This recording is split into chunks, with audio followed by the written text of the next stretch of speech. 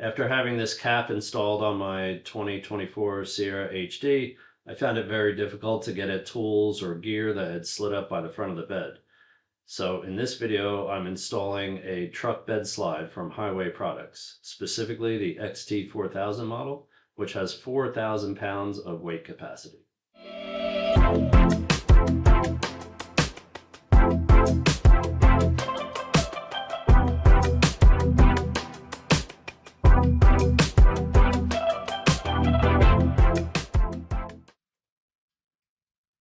This truck slide is very heavy. It's 400 pounds total for the 4,000 pound capacity model. Comes in two pieces, and the base track system that you see me getting into the bed here is made out of steel, and the tray itself is made out of 3/16 aluminum.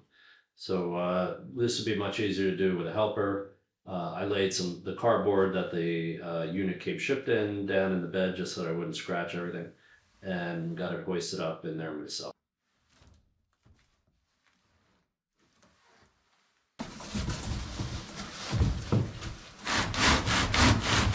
Okay, our key measurements are we need 2 3/4 between this edge of this channel to the nearest part of the tailgate. And you can see we have the corrugated tailgate material, so you got to make sure you're doing your measurements on the corrugation that sticks out. So looking down, we have 2 3/4.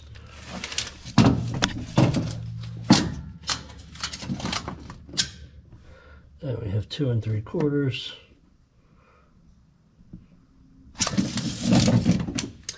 And you need to make sure we're centered.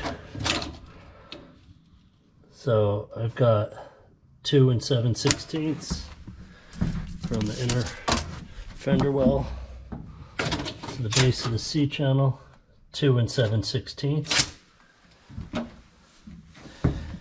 You got to make sure you're picking measurement points that are the same. If you look at this corner compared to that corner, the fuel filler, I believe, yep, the fuel filler's there.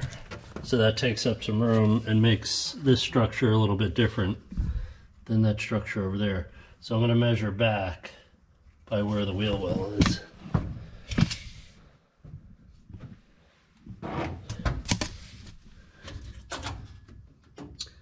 And I have 16 5/16 on this side.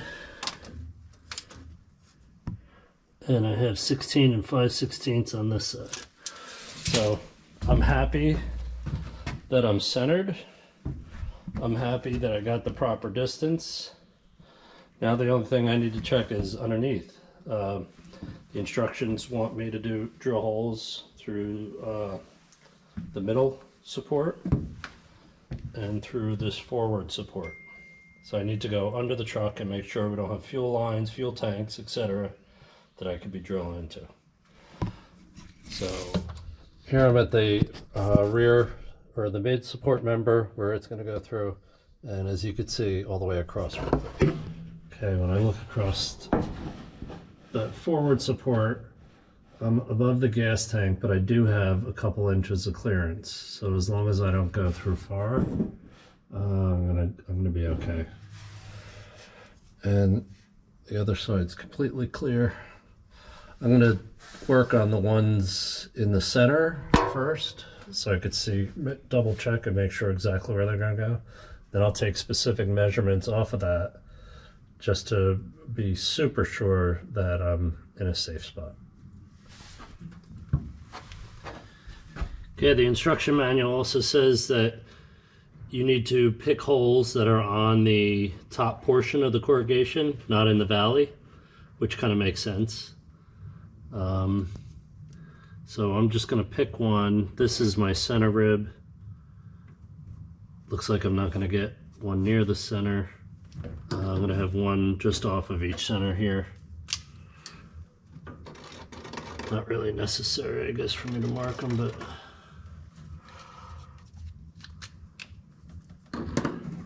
now I'm just going to be really careful when I go through with this drill bit. Obviously it's probably a 5-inch bit, 6-inch bit. I'm just gonna, as soon as I get through, I'm gonna use my hand, and as soon as I get through, I'm gonna stop the bit.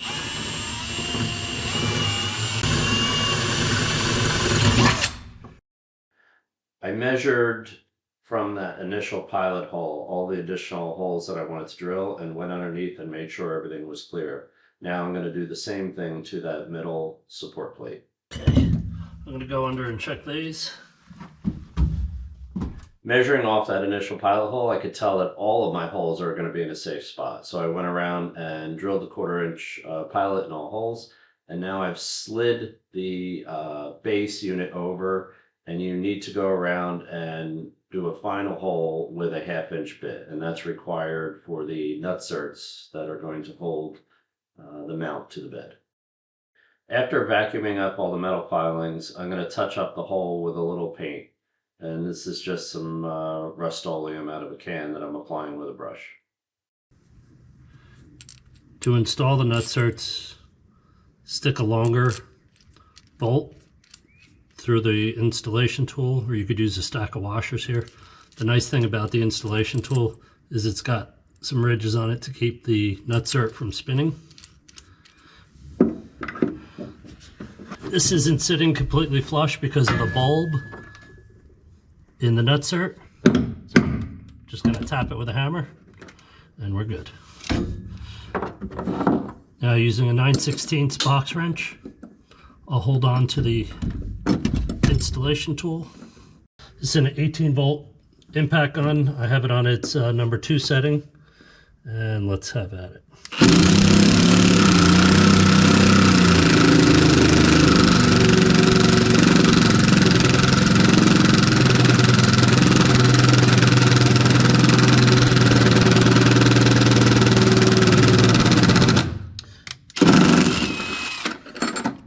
When the screw starts turning slower, you know you've had it pretty much compressed.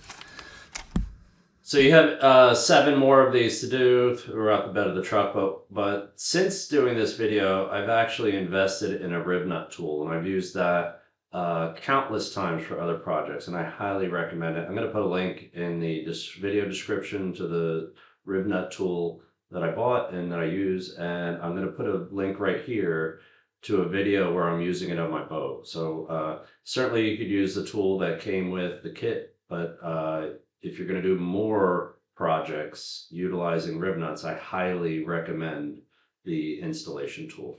After installing all 8 inserts, then you could reposition the track system over the holes, and you're going to need to insert a little rubber bushing that comes included with the kit underneath each bolt, and then use the hardware included in the kit.